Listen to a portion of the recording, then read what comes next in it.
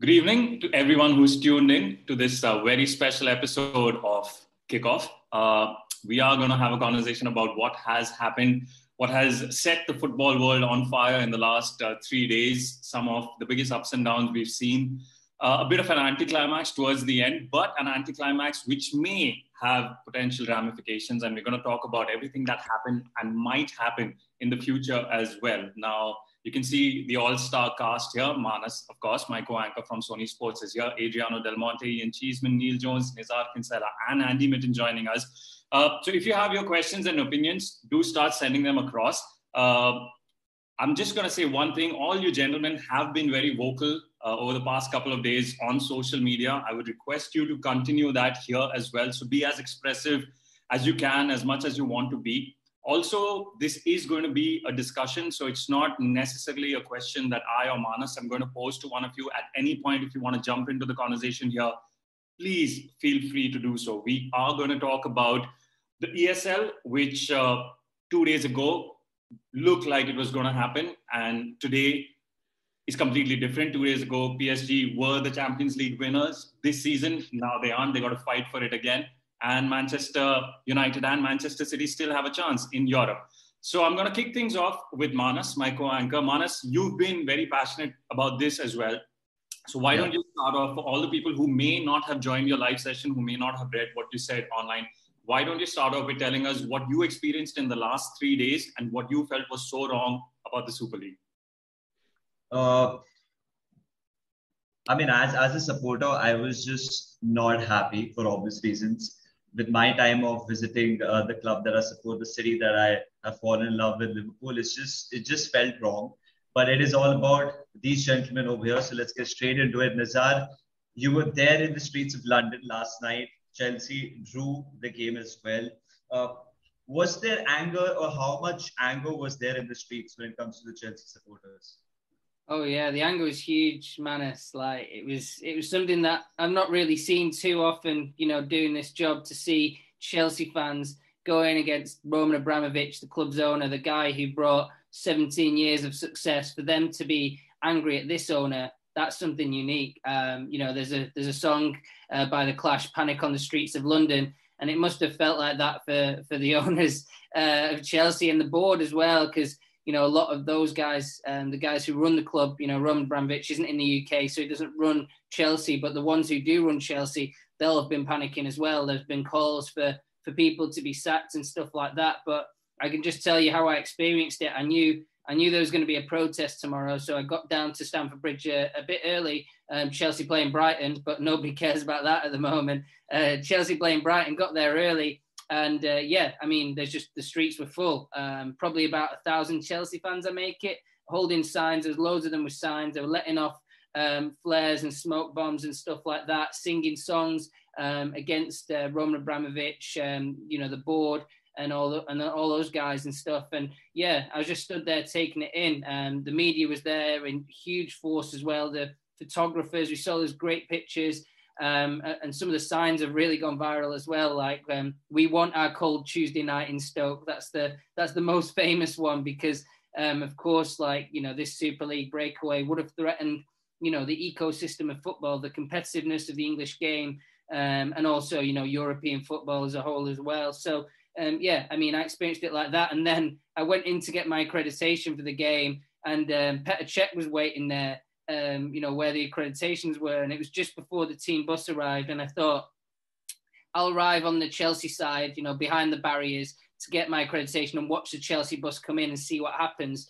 What I didn't expect to see was Petr Cech negotiating with fans to let the bus through. I mean, I did hear a little bit of chat that fans weren't going to let the bus through as part of the protest, stop the game entirely, but Petr Cech somehow managed to negotiate with the fans to get the bus through. And then, eventually we found out the news that Chelsea were out of the European Super League. And then, it was party in the streets. So that was how I experienced it. It was something special, something I'll remember for a long time. And I think that a lot of people feel like for once football fans' voice was heard. And I think that Chelsea were just sort of there in the moment. The fact they did their part, the Chelsea fans. But I think that football fans as a whole, it's been a concerted effort, a community. and the tribal lines have kind of not been as fierce, over this period, because all football fans want the same thing, which was to stop the European Super League.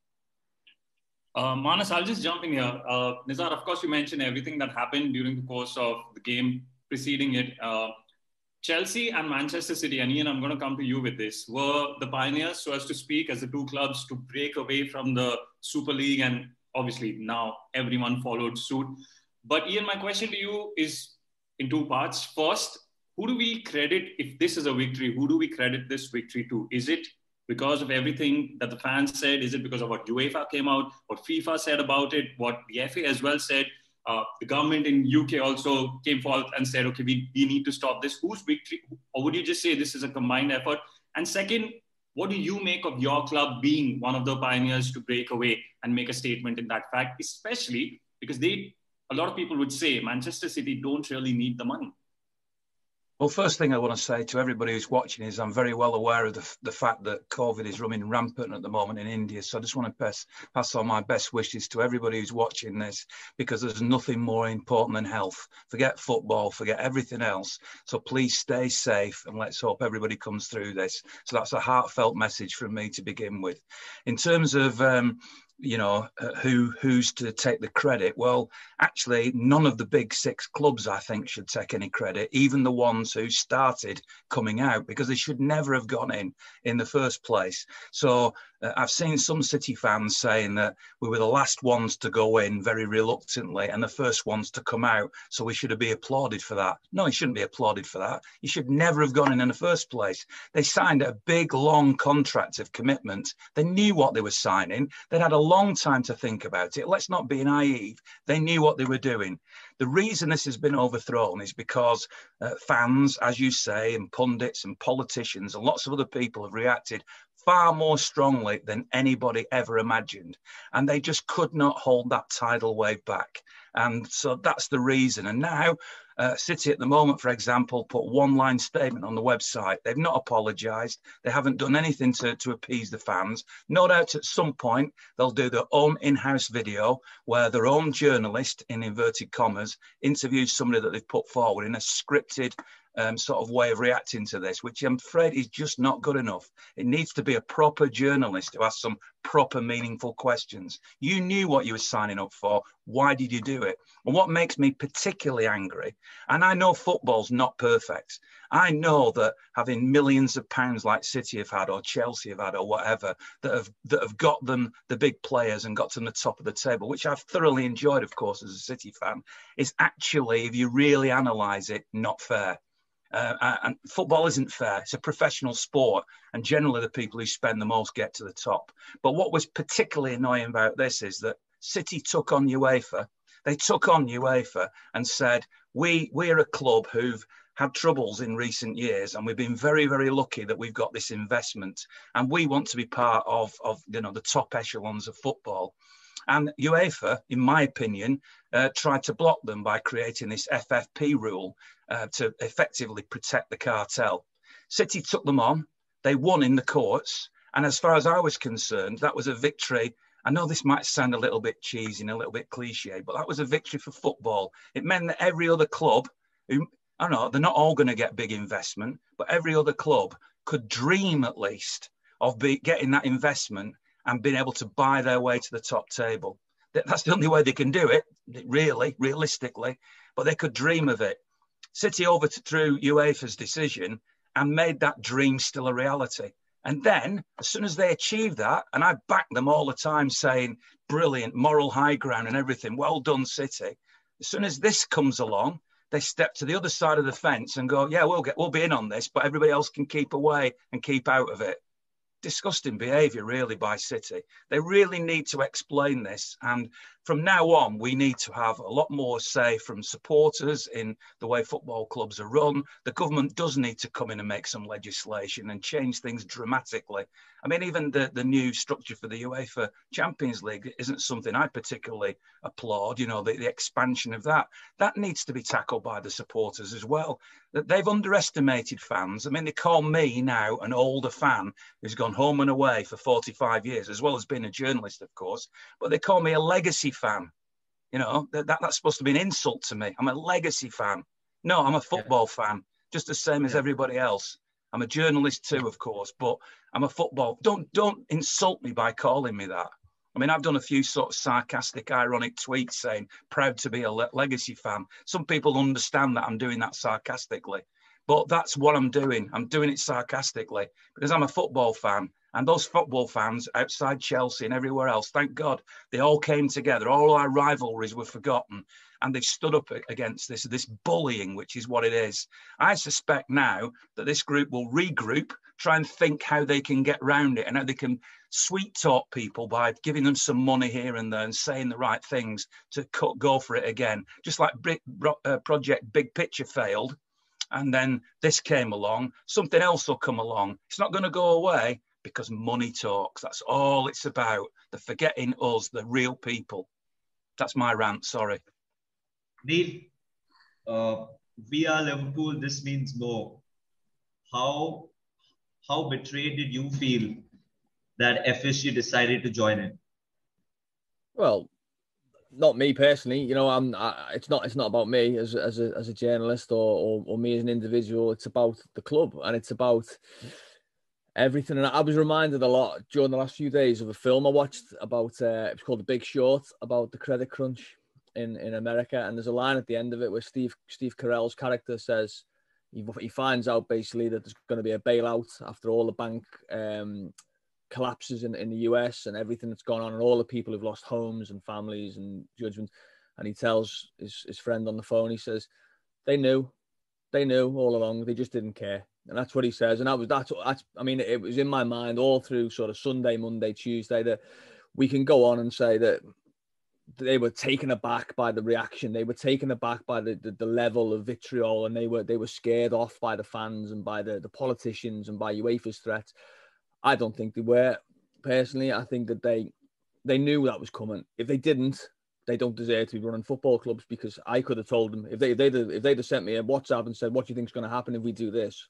I could have told them everything that was going to happen in the last 48 hours in terms of opposition and what fans were going to do and what was going to happen at Ellen Road on Monday and what was going to happen at Stamford Bridge on Tuesday and what was being planned to happen for, I'm sure there would have been protests, Manchester City games tonight and, you know, whatever game that goes on, Arsenal on Friday, Liverpool were playing at Anfield on Saturday, there was going to be no banners on the Kop.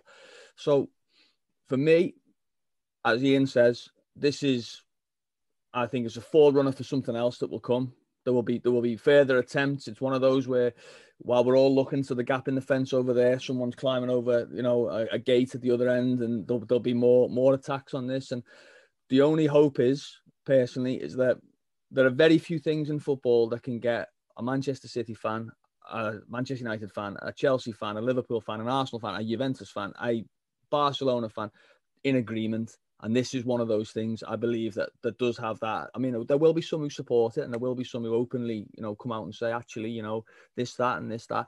But this unites people. And I've seen it described as a divisive plot. It's actually the opposite. It's a uniting plot, just not in the way that the people plotting it wanted it to be. So I think the important thing to come out of this, I think, is that it isn't just a 24-hour, 48-hour, 72-hour outrage, and everyone talks about it and writes about it and does podcasts and does live Facebooks about it and says how disgraceful it is and things have to change. It keeps being talked about. And every time Liverpool play, they're reminded, you know what you tried to do, don't you? You know what you tried to do to this club. You know what you tried to do to these players.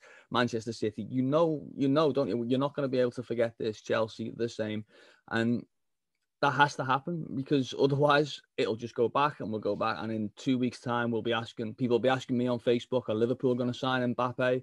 And they're going to be asking Manchester City, you know, what are you going to do to replace Aguero? And Manchester United, you know, you're going to get rid of Solskjaer and get a manager that can take us to the next level. And all these questions will go back, and it will all come back to the same argument.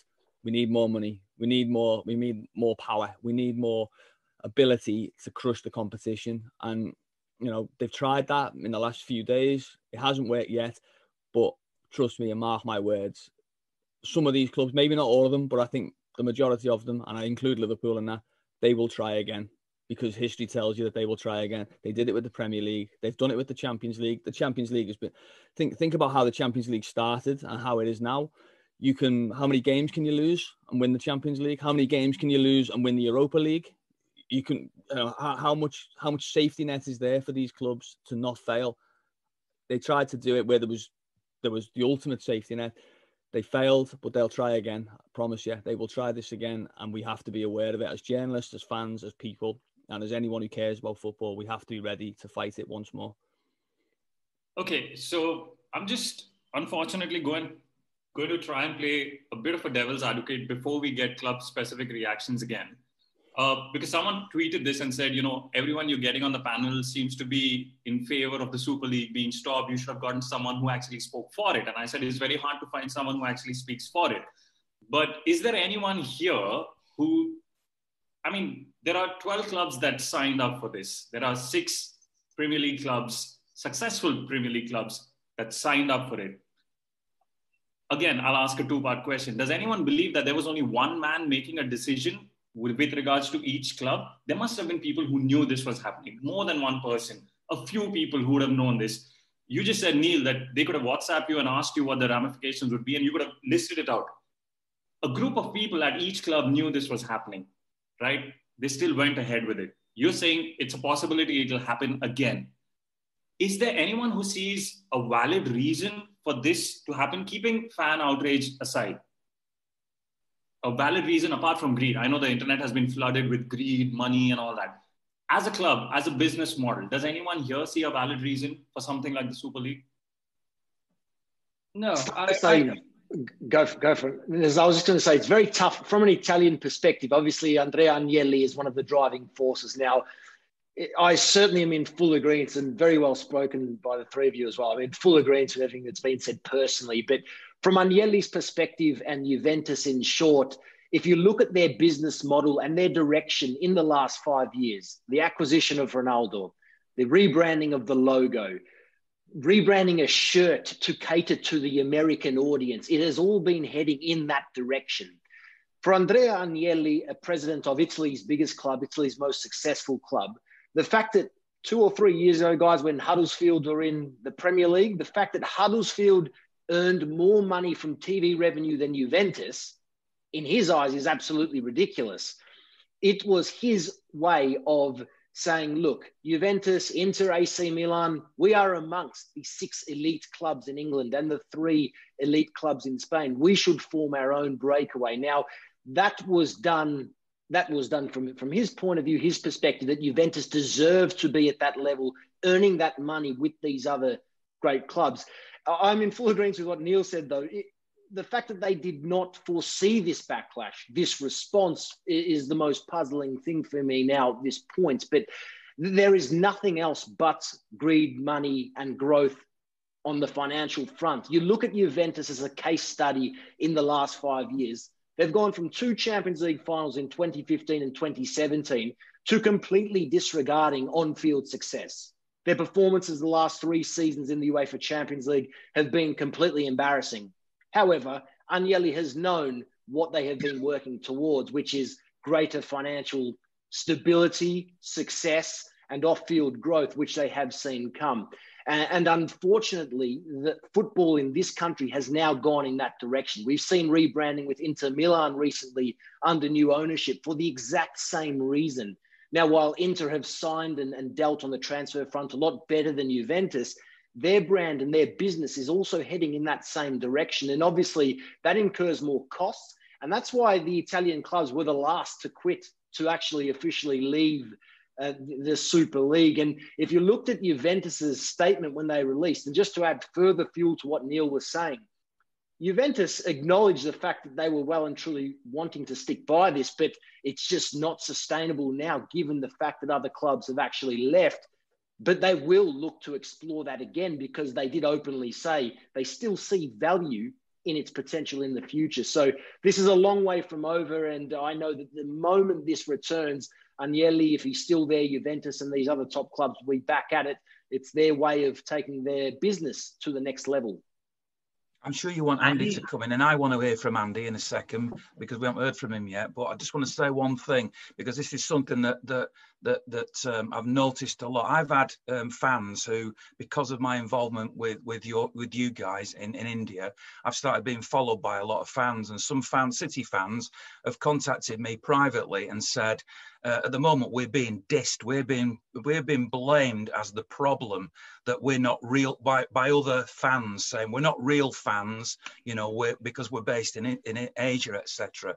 I feel very strongly that every fan of every football club, no matter how they consume football and where in the world they live, they are just as much of a fan as anybody else. However, when you look at the football clubs and the football models, what they don't want is at Etihad Stadium, they don't want 40,000 season ticket holders who just turn up, go to the pub, go into the ground 5 minutes before kick-off, watch the match, grumble a bit and go home again. What they want is the model that started, I saw it very early on at United. I'm sure he'll have a view on this. But I remember coming back from Belfast on a flight when I'd covered an ice hockey match, and the plane was full of United fans. And I was sat next to a guy with his son, and I said, oh, you're going to Old Trafford, are you? And I actually ended up giving him a lift to the ground. And he said, yeah, me and my brothers, I have several brothers, have a group of season tickets. And we basically circle the calendar, and we come to like 3 games a season, and I bring a different son each time with me. And as far as United are concerned, as far as the future of City is concerned and all the other clubs, they're the perfect fans, because they come over. It's a novelty to them. They don't mind as much how much they spend. They go in the shop, they buy a lot of gear. They are perfect consumers. The last sort of people they want are the local fans. And this is all aimed at the worldwide audience. They've done it at a time when we're all in COVID, where it's in empty stadiums, etc. First of all, there's no protest. But secondly, we're starting to get used to watching the game purely as a TV entertainment. So every fan in the world is exactly the same to them. And that's what their ultimate target is, to play. If City's game against Real Madrid, the big glamour game, is moved to New York, then all the City fans in Manchester, as well as the fans in India or wherever, will all pay on a stream to watch that game. And that's the bottom line. That's all they're bothered about. I'm afraid I want to fight it, and I want to be one of these people at the forefront of stopping this all happening.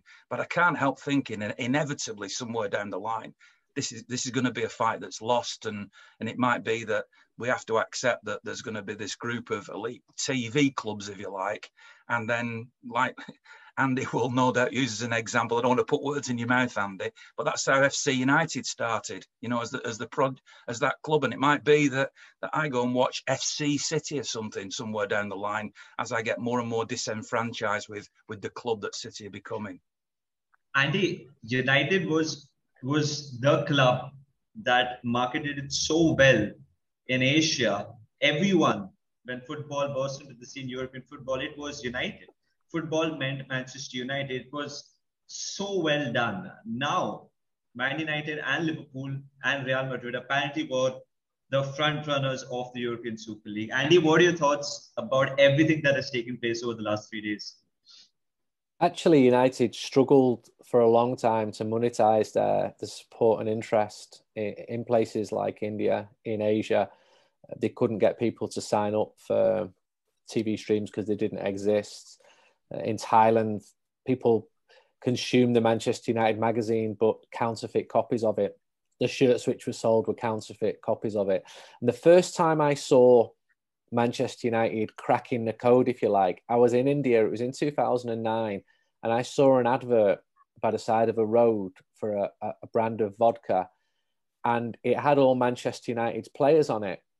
And this was at a time when Man United, they had a good team. They're the English, European and world champions.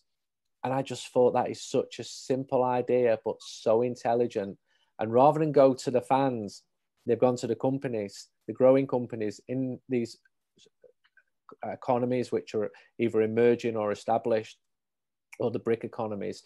And they said, you pay us $1 million and you can link your name to our club. And then a lot of other clubs followed.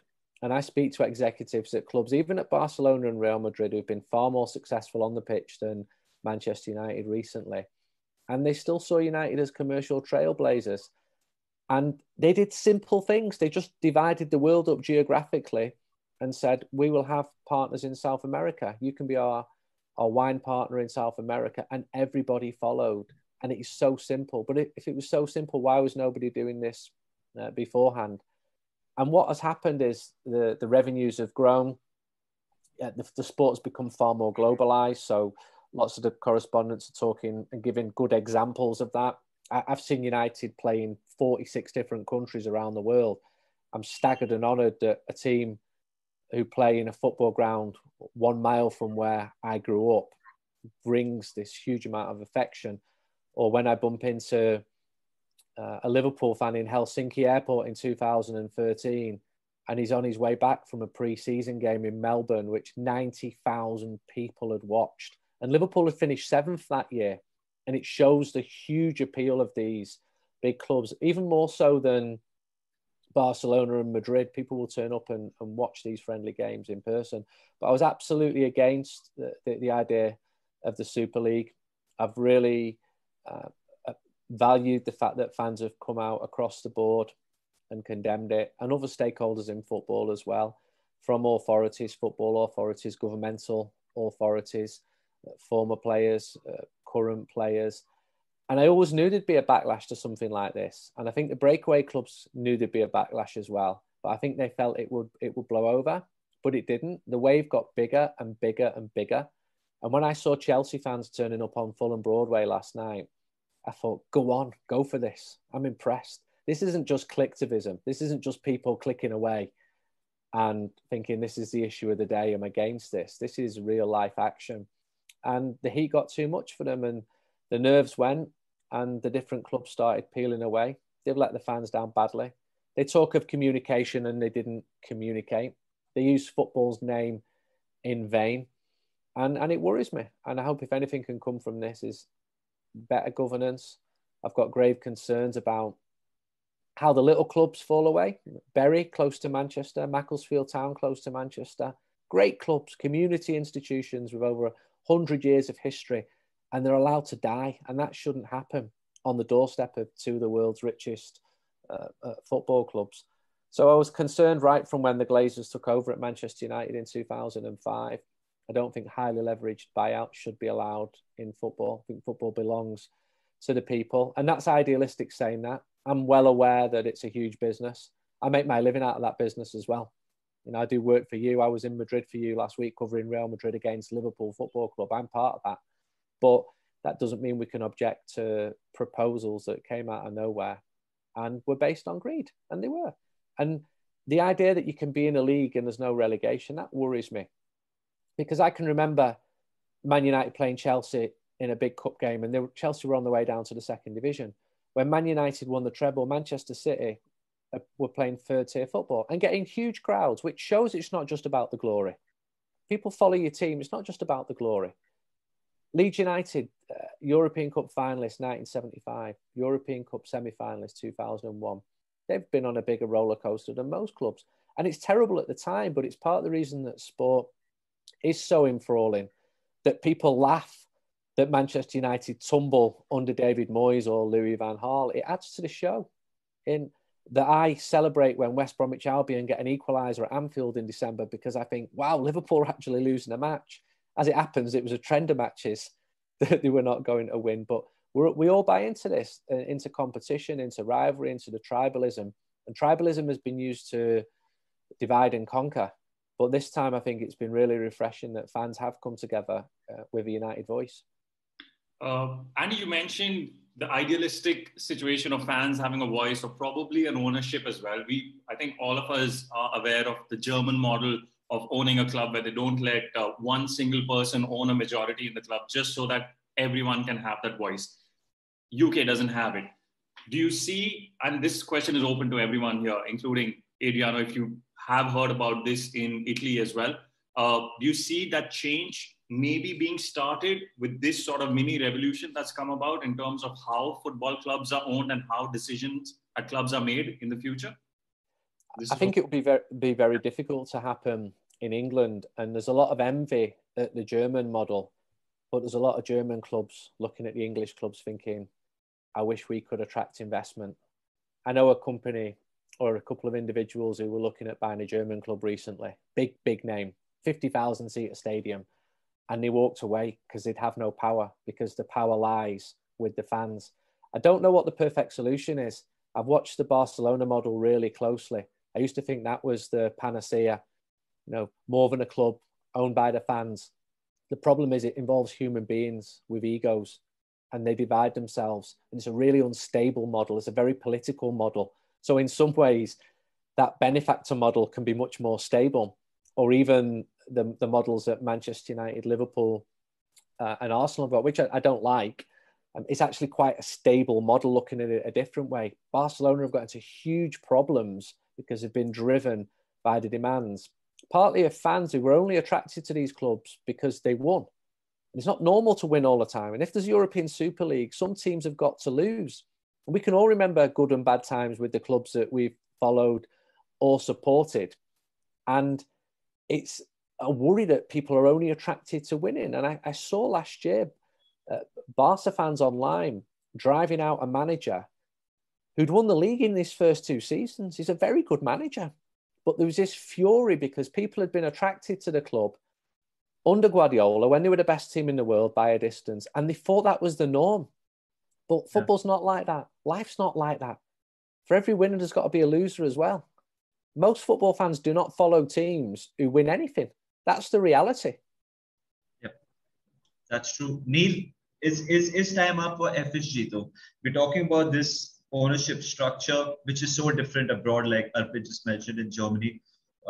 Liverpool as a club and as a city as well is so socialist, and they said the right things when they came in, when they did save the club from administration. Right now, after the follow, after the trademark of the name Liverpool, after raising the ticket prices, is this the final nail in the coffin? No, I mean, and what happens? Who did he sell to then? So someone from Saudi Arabia or someone from Qatar or another American billionaire? You're not going to find someone who's going to buy Liverpool for what was Forbes valued at £3 billion, around that, or certainly more than 2 billion. You're going to find someone with that kind of money lying around who fancies sort of rebuilding this sort of dynasty and this socialist empire at Liverpool. You are not, that person doesn't exist. That group of people doesn't exist. So no, I don't think you can say this is the final nail in FSG's coffin.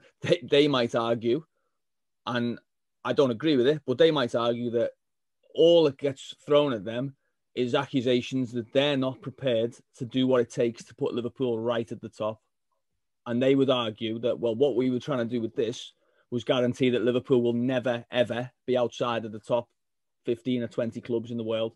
They could argue that that's the ultimate show of ambition. We were willing to take Liverpool away from everything that they've ever been just to make sure that they always were protected and always won. So they could argue that. I don't agree with it personally. I certainly don't agree with the notion. But they could feasibly say, well, that was our ambition. That was our aim. We wanted to create, the eternal dynasty of Liverpool as kings of world football. Now, what will happen, I think there'll be a fundamental change in the way the club is run in terms of visibly. I don't think we'll be seeing a lot of John Henry, for example. We saw him this morning speaking and, taking, I think he said, I alone am responsible for the mess that's come over the last couple of days. I don't think we'll be seeing much more of him. I think we'll see maybe some restructures to the board, maybe some new appointments in some key positions. And I think we'll see Liverpool with the tails between their legs for a while, because that's what they do. When they raise ticket prices and the fans hound them, they do the right things for a few months. Then they try and furlough people, and they do the right things for a few months. They'll do the right things for a few months. There'll be some positive changes at Liverpool. I would bet money on that in the next 6-9 months. But at some point, the question will be asked: what are you going to do to put Liverpool at the top? Are you going to sign Kylian Mbappe? Are you going to give Jurgen Klopp the money he needs? Are you going to appoint a manager, if Jurgen Klopp leaves, that's going to keep Liverpool at the top? Are you going to win the Champions League? Are you going to win the Premier League? We haven't won the Premier League for 3 years. We haven't won the Champions League for 6 years. What are you going to do? And they are going to come back to the same old things and go, well, what do you want us to do? We don't necessarily have the money to dominate like a Manchester City could, or in the past a Real Madrid could, or a Barcelona can. So what do you want us to do? And when the question is that, we know what the answer is because we've seen it in the last few days. Okay, you mentioned Real Madrid, so I'm going to get Mr. Perez into the conversation here. Nizaar, I'm going to start with you and come to Adriano after this. There were a lot of interesting things that were said with respect to why the ESL was thought of. Some of it, I know, has been made a lot of fun of online, but there was this one statement that he said, which said that the young people are really not interested anymore in football, or this version of football, I think he meant. Now, one, do you agree? Do you see that around you? And two, is this something that will be taken into account? And I'll give you an example of cricket, because cricket had the 50-over format, and then they were constantly trying to keep people engaged, and now they've found a product which does keep people engaged, and people do like it, people do enjoy it. It's a shorter format. They have breaks in between and all that. So do you think something like that could happen to football?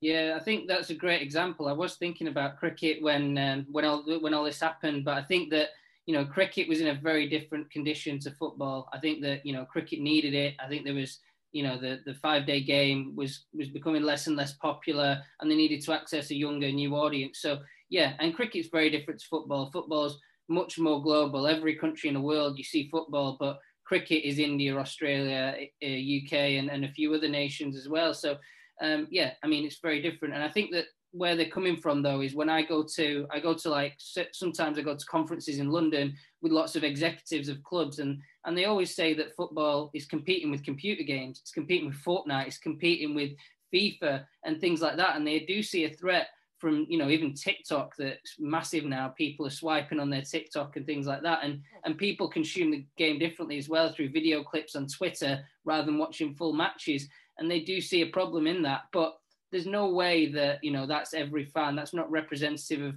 you know, the model falling down and needing to create a Super League. It was an excuse to create a Super League. That's the way I see it. You know, you can change. Football does need changes. It does need to, you know, get on top of VAR and the problems that's creating for the spectacle. They do need to, you know, engage fans maybe with better commentary. You know, they do need to use technology in good ways as well. And they can even bring the game, you know, to fans in India, maybe, you know, having seats in the stadium where they, you know, fans can pay but sit in their homes and watch with virtual reality. They can do all that kind of stuff, innovate and improve the product. But creating a Super League, that was more about power. That was more about greed for me. You know, this wasn't the solution to those problems. This was, to me, and you know, I thought Adriano made some great points from the Juventus perspective, which is slightly different, but the Premier League's making a lot of money, the Champions League's making a lot of money, and it was taking away power from other clubs and from other associations. You know, this was putting UEFA's Champions League as a product in the mud. This was, and there has been tensions around that, and this was also, you know, teams like Leicester. I'm going to watch Chelsea-Leicester soon in an FA Cup final. Why should they never be allowed to climb up to the top table? And Ian was talking about it brilliantly with Man City, how he knows that it's about money, a lot of the success. Same with Chelsea.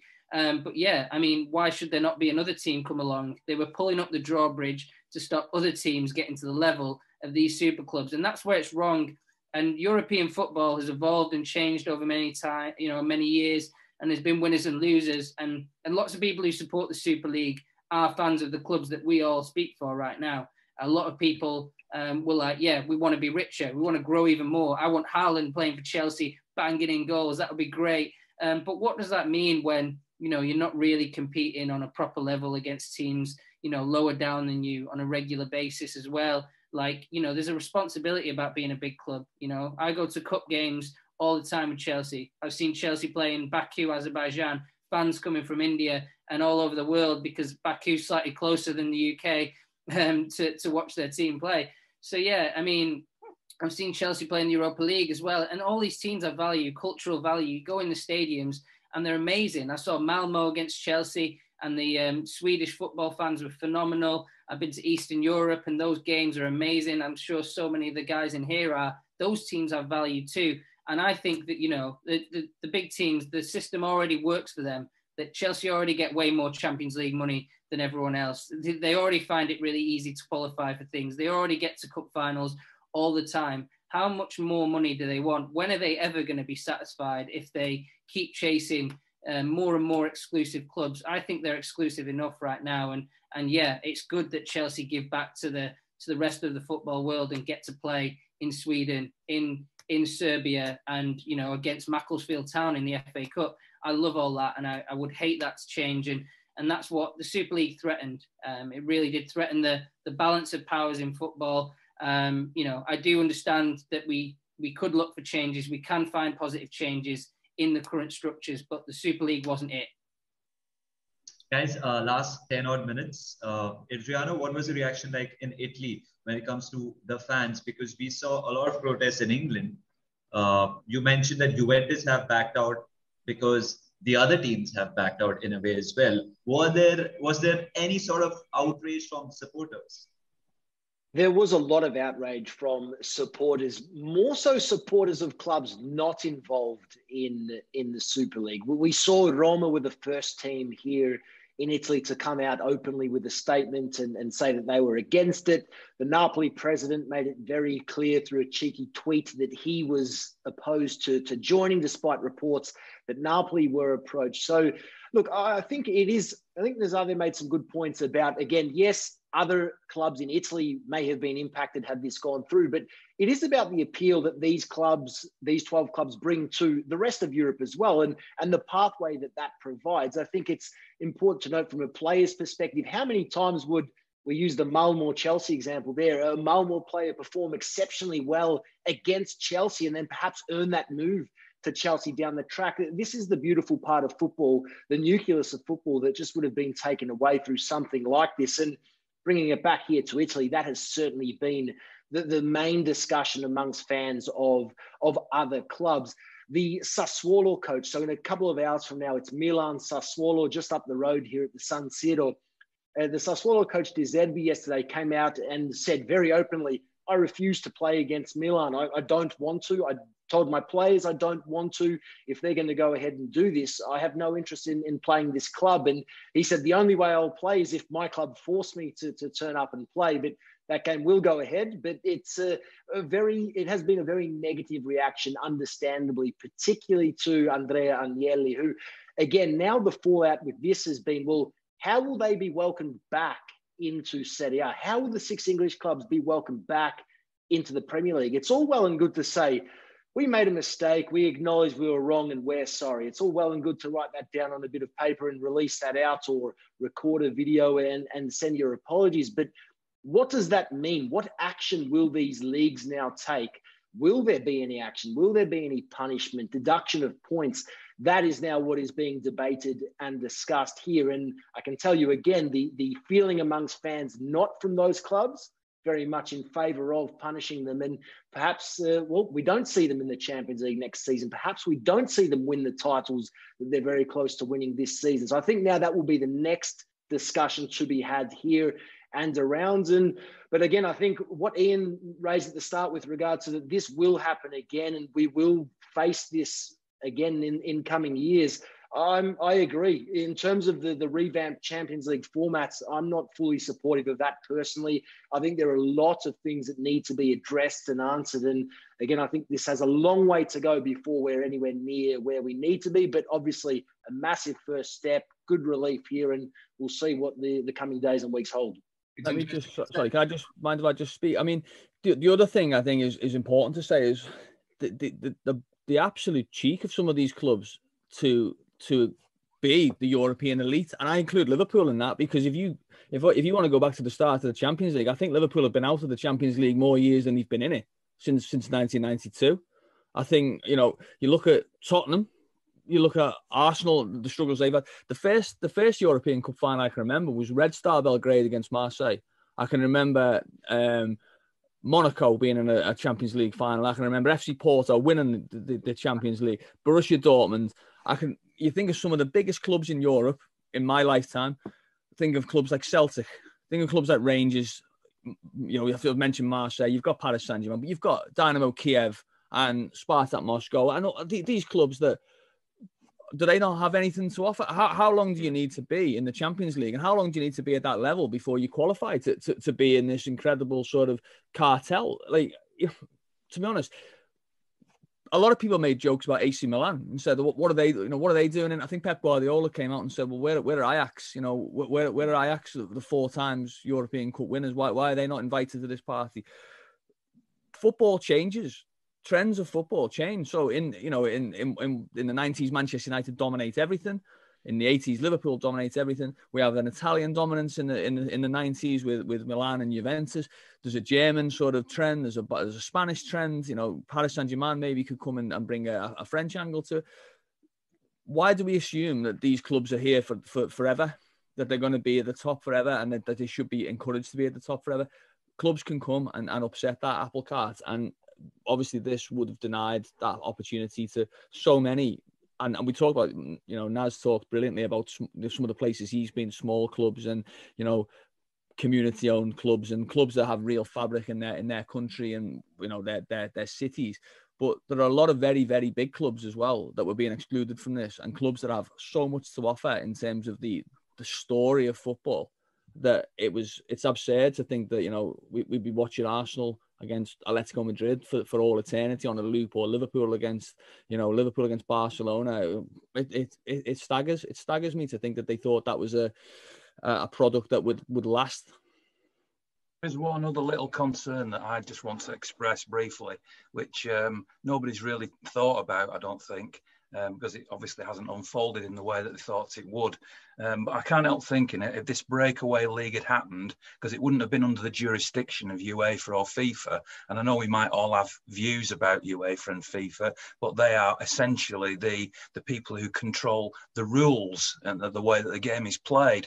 Who's to say if this new league had happened that they could set their own rules? They could have 12 players. They could have play the game in quarters. They could do anything they wanted because they'd be outside of the jurisdiction of the governing bodies of the sport. And that might not have been apparent straight away, but once it's established and it was going, that feels like, so the things that you were asking about, how do you keep young people involved in the sport? We've seen in, I like Formula One, for example, and they're saying, well, a race that's an hour and a half long is too long. We need to make sprint races because young people don't have the attention span.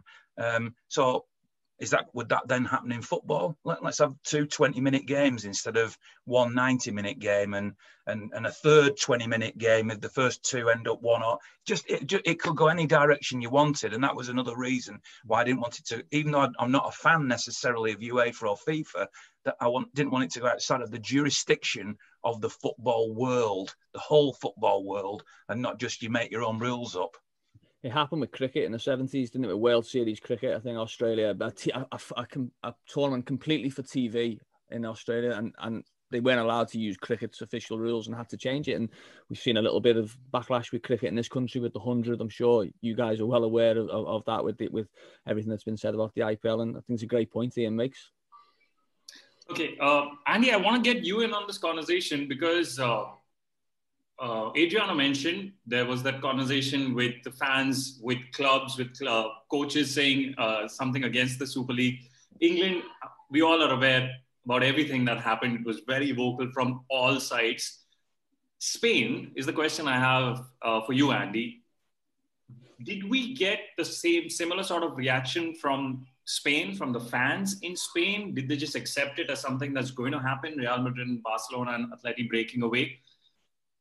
No big players either, right? From Spain came out condemning the Super League. We saw Henderson take a stand. We heard about Shaw, Maguire, and Bruno Fernandes having a conversation in Manchester United. You could touch upon that as well. But Spain seemed remarkably calmer with regards to the Super League, didn't it?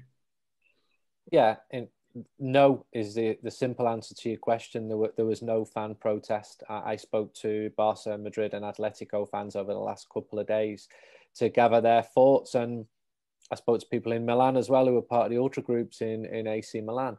And in Spain, it was, I quite like this idea. The problem is they're coming at it from a different perspective. One, they've got grave financial problems. 2, they're looking at the Premier League and they fear the financial might of the Premier League. So for the last decade, the 2 best players in the world have been in Spain. And Spain's been a real football factory as well. And it helps that the national team has probably been the best team in the world over the last 15 years. But that's coming to an end now. And Spain's worried because it doesn't have full stadiums like the Premier League has. There are teams in the top flight with a hardcore of 7,000 fans. Of course, there's some big clubs, and not just Barca and Madrid. You know, Real Betis, their average crowd's 46,000. They're a huge club, and a lot of people don't even know which city they're from because they've not done anything across Europe. So no, there was little reaction apart from Gerard Piqué. Gerard Piqué is an intelligent person, and he's got the strength in his own position to come out publicly. He's coming towards the end of his career. It's a little bit easier for him to come out and talk rather than a 22-year-old who's just broken into the first team. In the same way that James Milner came out, he spoke well. You know, he's at the end of his career. It's much easier to do that. As for the Man United players, some of them talk, some of them, truthfully, I don't think were bothered in the slightest. And I think you'd find that at every football club. They put themselves first in some cases. They'll listen, they'll speak to their agent. Their agent will advise them not to come out and say anything because they could potentially be in breach of their contract. It's much easier for people like ourselves to talk about it. I spoke to people who worked at football clubs who said, I'd love to come out and say something, but I quite like my job and I don't want to lose my job. And that's the problem that they have. But in Spain, I think now there's a little bit of revisionism. Yeah, we were against it. Well, where were you on Monday? What was interesting is the front pages of the 4 main Spanish newspapers for sport today, they all praised the English fans for protesting so strongly against this. And that was a first, because normally the word hooligan is used to describe all English fans. And I try and explain to Spanish journalists, look, this word hooligan you use, it's really strong, you know. It doesn't mean every English fan is a hooligan, but they think it is, and maybe that'll take a generation to change that. So for once, English fans have come out of it well. You've still got the problem for Barca and Madrid, especially for Barca. They've got huge financial problems. And I like their ownership model, but it just wasn't working. So maybe they can learn as well. And of course, they've recruited badly and they spent the Neymar money terribly, but it's still Barca. They've still got a very good team. It's like Real Madrid. People were writing them off against Liverpool a few weeks ago. I thought, it's still Real Madrid. They've still got world-class players throughout. And of course, they showed that, especially in the first half of the first leg. La Liga's really pushed hard to promote itself as a credible rival to the Premier League. It's marketed itself well. I get countless invitations to speak to players and levels of access you wouldn't get at most English clubs. I got invited to go on a pre-season last week with a major Spanish club. They said, we'll pay for you to come with us. You can stay in the team hotel. You can speak to all the players. Now, Man United wouldn't say that. Liverpool wouldn't say that. So they know that there's an issue there. The problem is Spanish is not English. So the English language definitely helps. And the league is seen as more competitive than the Spanish league. And when you speak to people who've gone from Spain to play in England, they marvel at the full stadiums, the atmosphere, the fact that the game actually lasts for 90 minutes. And I remember speaking to Xavi Hernandez at Barca, and he said, once you're 2-0 up at home, you know the game's over. He said, I've never played in England, but you know that the game's never over. And it isn't. And that's what adds to it, that teams can surge back because the fans will not accept a game being over until the final whistle's gone. One club-specific question I want to ask, because we've had a couple of them in the comments. And Andy, you can choose not to answer this. I'm just going to read it out word for word as it is written. Andy, after years of disastrous administration, do you think ESL came as a boon for us Manchester United fans, and see the Glazers finally leave, also with Woodward leaving? That's the comment that has been posted by Sovik Chakravarti. You can choose to... I'll answer it quickly. I mean, I've asked some people today who know far, far more about governance and football finance than I do, people who would have connections with the clout to take over Manchester United. And they said what the Glazers have now lost is their upside, their plan of a potential European Super League, that golden ticket at the end of the rainbow, which they've been involved in, after buying a football club and using other people to pay most of the mortgage on that football club. And that has now gone. And also they said that governance would really scare them as well. At the moment, they still own Manchester United. They can choose to still own Manchester United. There's a groundswell at the moment for change. They can just ignore the heat as they have done in the past. And then what is the plan B? The other ownership models, as we've all touched on, are fraught with issues as well. Gentlemen, we'll close this live in just a few moments. Just final comments. It feels like a victory for the supporters. It feels like. Ian, is it though? Is it really a victory for the supporters here? I'd say they've won the battle, but they haven't won the war. That's how I'd probably sum it up. Neil, what would you say? Yeah, I think so. It's a victory, but as we found out in football, victories might not last very long. Victories don't always last for even a few months or a few weeks or a few seasons. So we'll see. But I wouldn't rule out further issues regarding something like this in the next year or so. Nizaar, is the common fan going to be appreciated more after what we've seen in the last 3 days? I think so. I think fans might realise they have more power than they thought, especially match-going fans who cannot attend. And, when you see a Chelsea game with no fans in, but Man City have fans because their owner are doing something better, that could cause a problem. So, yeah, maybe the mask has slipped with the money men, the men who have all the money, who own the clubs. Maybe we kind of know their real intentions. I know that's the way UEFA put it. And UEFA, of course, really wanted to see this fail, but it is kind of like, the true intentions have come out, and fans now will have a little bit of an eye on what their owners are doing now, and be asking the questions that maybe they weren't asking before. Adriano, do you think now they will genuinely care, or this is just another speed breaker? Look, there's plenty more to go, as I said. I think it's a massive step in a positive direction. I think it's a win for UEFA. I think overall we didn't touch on it, but a massive win for the Bundesliga. The fact that they didn't get involved at all, incredible. I think they come out very strong. And also, surprisingly, a big win for Paris Saint-Germain. Given everything they've been through, I think a very positive spin on that league and that club. So, as I said earlier, I think there's a lot more that needs to be done, but at least relief that we have avoided the Super League for now. Manas, before we close it, I'll ask a club-specific question to Neil as well, and to you as well. Did you watch the match against Leeds? I was there. No, I have to say I had my article written probably about 5 minutes into the second half. I think I finished, and then I just needed to rewrite once Leeds equalised. So no, I didn't watch it, and I will tell you, I had a lot of Liverpool fans, and Liverpool fans who I have seen in all corners of the world following their club, telling me, I hope we get battered tonight. And I had a lot of Liverpool fans saying who wanted their team to lose, and they had no bother about Leeds equalising in that game. And that says it all for me about the whole thing. Interesting, Manas, because I mean, a lot of people commented that Liverpool are playing a match which they don't really need to win. So what were you feeling through it? I felt dead inside. When Sadio Mane scored the goal, I tweeted, what's the procedure to celebrate a goal? I don't know. I don't know how to react to this anymore. So yeah, that was that. I'm glad that Chelsea draw points. The other day, Nizaar. Yeah, I think we'll be back to celebrating goals, and we'll be back to experiencing the joys of football again because of what has happened in the past 2 days. I know there's that slight. Usually they say a glimmer of hope, but there's this dark cloud looming in the background because of what all of you said, that there is a probability of this happening again. But the one heartwarming thing that we've seen, and we've touched upon numerous times throughout the course of this hour, is the way the fans came through, and I loved it. I can't remember who exactly said that. I think, Neil, it was you who said it's not often when you see Barca, Madrid, Liverpool, United, City, Chelsea fans just come together and support something together.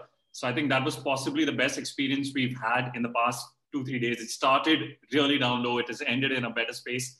And hopefully we can continue the better feelings that all of us have as football fans. I'm going to let this discussion end right now. Any of you have anything to say, any parting words? Now is the time. No, I was just, I was watching a Liverpool game, then I was at the Chelsea game the day after, and the Liverpool game felt like it didn't matter. You know, who cares if Liverpool get in the top four if they don't even care about the Champions League? Who cares about that? And when I was at the Chelsea game, I wasn't really watching it, but I at least felt, you know, there was something on the game. You know, the top four mattered again. It mattered if Chelsea finished in Champions League, and they don't have to, you know, get a guaranteed place in a competition. So that's what we're fighting for, is like the matches to actually matter.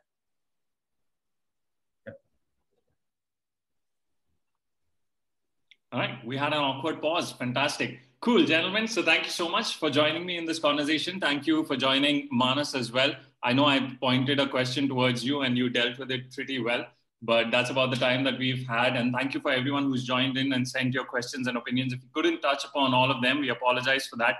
We would like to do this again, and hopefully we can get you gentlemen in conversation again. But for now, let's just go out and enjoy the football games that are going to come our way, especially the UEFA Champions League and the Europa League as well, which will be broadcast on the Sony Sports Network. Thanks once again for joining us, guys. Bye-bye.